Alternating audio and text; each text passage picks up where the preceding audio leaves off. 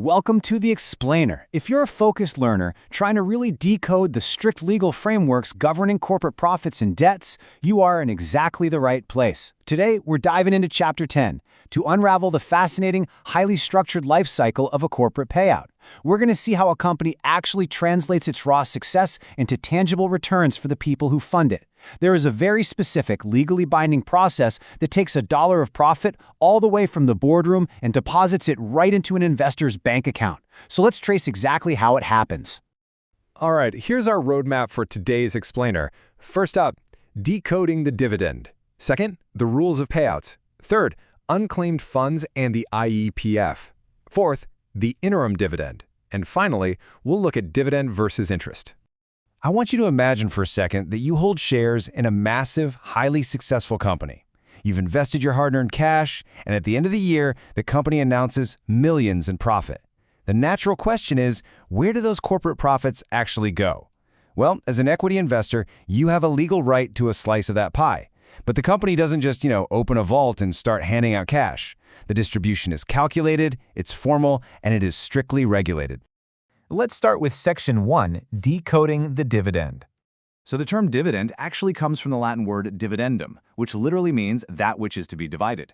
But in the corporate world, we're not just talking about random cash. It is a formal share in the distributable profits of a company, and that is a crucial distinction. A dividend is the portion of profits formally declared and distributed among shareholders. It's an unconditional payment, meaning once it's properly declared, it basically becomes a legal debt that the company absolutely owes to you, the shareholder. Now, what's really fascinating here is how the Supreme Court of India officially defines this. They tie the dividend specifically to a going concern.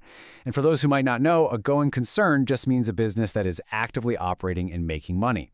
You can't just liquidate a dying business, sell the desks, and call those remaining scraps a dividend. The Supreme Court makes it crystal clear. This is an allotment of profits specifically meant for the holders of shares in an active, functioning enterprise. But how does a company actually hand that money over? That brings us right to Section 2, the rules of payouts. You see, corporate payouts aren't just arbitrary accounting decisions. They're bound by strict legal codes, ultimately governed by Chapter 10 of the Companies Act 2013. The Act provides vital protections. It ensures that a company's survival isn't threatened by reckless payouts, while simultaneously guaranteeing that investors' rights to their fair share are respected and enforced by the book. Here is the absolute golden rule. A company can never pay dividends out of its capital. It cannot simply drain its core financial foundation to pay shareholders because, well, that would ruin the company and completely defraud its creditors. Instead, payouts must come from valid sources. We're talking the current year's profits, but only after deducting depreciation and transferring money to reserves. They can use previous year's profits, specific government-provided funds, or realized capital profits, like if they sold an asset for cash. But even then, they can only do that if the company's articles of association explicitly permit it.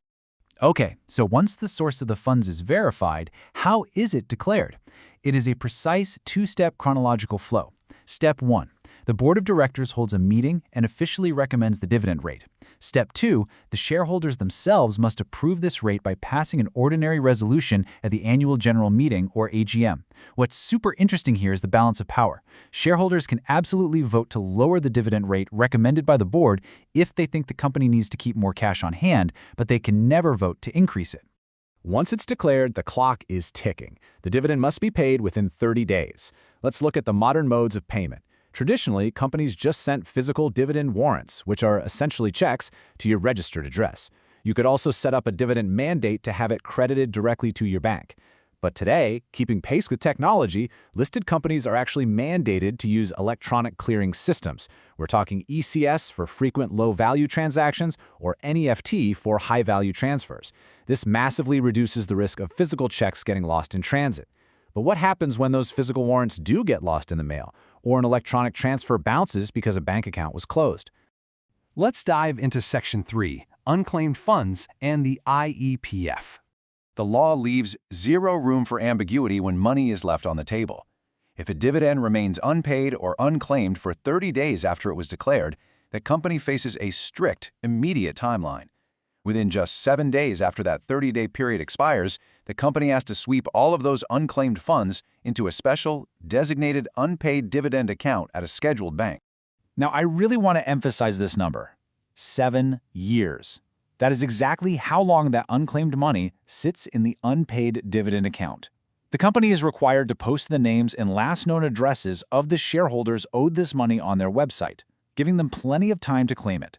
But if the money just sits there for 7 consecutive years without anyone stepping forward, it takes one final journey. That final journey is to the IEPF, the Investors' Education and Protection Fund. This is a central government fund set up back in 2001. All that unclaimed corporate money, and we're not just talking dividends, but matured deposits and debentures too, gets pooled right here. But hey, don't worry. If you suddenly realize you forgot to claim a dividend from a decade ago, it's not gone forever. The original shareholder can still follow specific procedures and submit documents to the IEPF to claim their money back. It perfectly showcases the law's protective nature regarding investor rights. Okay, now let's explore a bit of a mid-year plot twist for investors. Moving on to Section 4, the interim dividend. Let's compare these two payouts. So far, we've basically been talking about the final dividend, which happens after the financial year closes, requires checking the final accounts, and needs shareholder approval at the AGM. But the interim dividend? Completely different beast. This is a mid-year payout declared solely by the board of directors between 2 AGMs.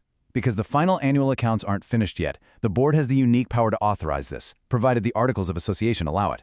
One huge catch, though: an interim dividend can never be paid out of past reserves. It absolutely must come from the profits generated during that current mid-year period, which leads us to the ultimate financial showdown for any company. Let's wrap up with Section 5, dividend versus interest. We've got a solid grip on dividends, but let's clearly define interest. Interest is the cost of debt. When a company borrows money, whether that's by issuing debentures, taking public deposits, or securing bank loans, it has to pay interest. This is fundamentally different from sharing a profit.